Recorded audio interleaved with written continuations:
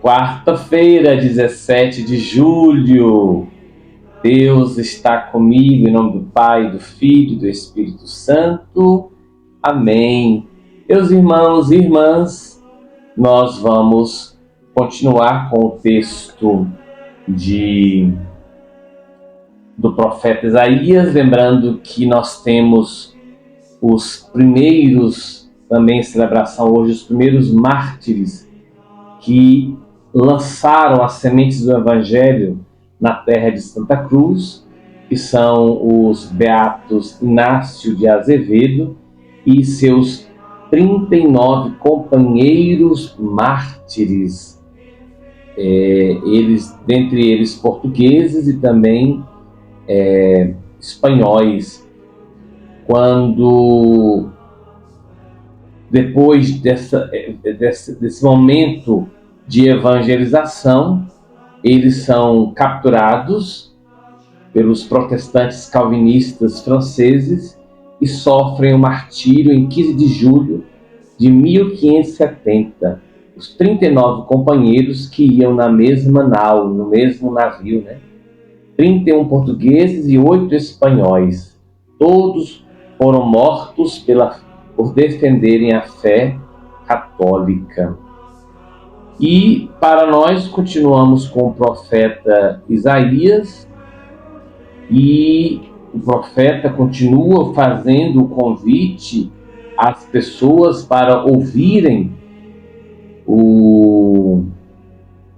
esse convite para o retorno a Deus, para a experiência de fidelidade, para reconhecer, sobretudo, que as lástimas, os desastres, as situações adversas, elas estão ocorrendo em virtude da infidelidade do povo.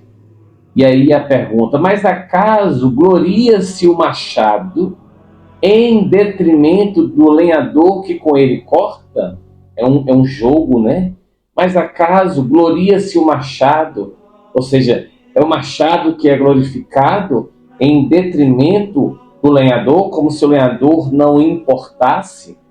Então, nesse sentido, meus irmãos e irmãs, que a nossa experiência de fé seja uma experiência de comunhão com Deus e que busquemos em Deus favorecer justamente que Ele age em nós, para que nós possamos nos tornar melhores e mais próximos daquilo que o Senhor pretende. E por isso, Salmo 93, o Senhor não rejeita o seu povo. Essa expressão é muito importante, porque quando estamos no pecado, quando erramos, quando estamos no sofrimento, quando estamos em algum aperreio, às vezes sem dinheiro, com alguma situação, a gente vai falar: Deus esqueceu de mim. Não, Deus não rejeita o seu povo, Deus não se esquece de nós. Então, por pior que seja a minha falta, por pior que seja a situação que eu esteja vivendo, há sempre a oportunidade do retorno, e é sempre louvável relembrar a mim, ao Senhor, à senhora, que Deus é conosco e que Deus está atento às nossas necessidades. Embora alguns digam: o Senhor não nos vê e o Deus de Jacó não percebe. Insensatos! É lógico que o Senhor nos vê, é lógico que o Senhor está atento às nossas situações, é lógico que Ele está conosco e nos sustentando e nos ajudando a progredir na vida e a aprender com tudo aquilo que acontece conosco. No Evangelho de Mateus, capítulo 11, outra dica importante, justamente para percebermos a ação do Senhor. Jesus está no momento de exultação no Espírito. Ele louva, ele como que em estremecimento, em grande intimidade, ele diz: eu te louvo, ó Pai, Senhor do céu e da terra, porque escondestes estas coisas aos sábios e entendidos e as revelaste aos pequeninos. Sim, Pai, porque assim foi do teu agrado. Não devemos ler, não devemos buscar compreender as coisas de Deus? Lógico que devemos. Agradeço a minha amiga Graça Castelo Branco, que sempre me oferece livros, me indica leituras. É lógico que precisamos avançar neste oceano misterioso e belo que é o Senhor. Mas nunca esquecermos de que é o Senhor que se dá a conhecer a nós. E à medida em que nós confiamos menos em nossas potencialidades, em nossas capacidades, menores ficamos, baixamos a guarda, ficamos pequeninos e aí ele se revela a nós.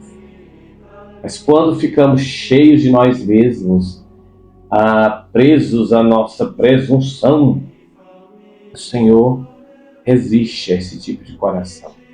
Termina o Evangelho dizendo: tudo me foi entregue por meu Pai, e ninguém conhece o Filho senão o Pai, ninguém conhece o Filho senão o Filho, e aquele a quem o Filho quiser revelar.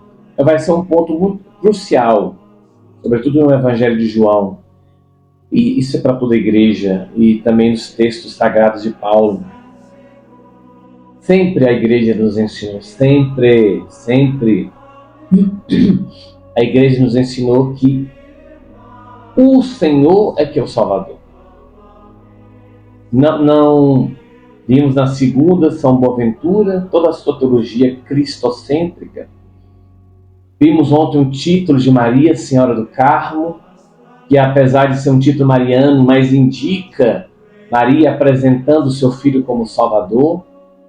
Vimos hoje os bem-aventurados que experimentaram o martírio, todos por causa do Senhor. Então, crer em Cristo é permitir, ao nos abrirmos, que o Senhor se revele a nós. E ao se revelar a nós, Ele nos revela aquele que nos primeiros pais, Adão e Eva, nós perdemos a comunhão, que é o Pai do céu. Então, sim, convite para crermos no Senhor e permitirmos que Ele nos revele esse mistério de amor. Afinal, Deus está comigo, sobre nós, nossa água e vida, a bênção do Deus Todo-Poderoso. Amém. Grande abraço.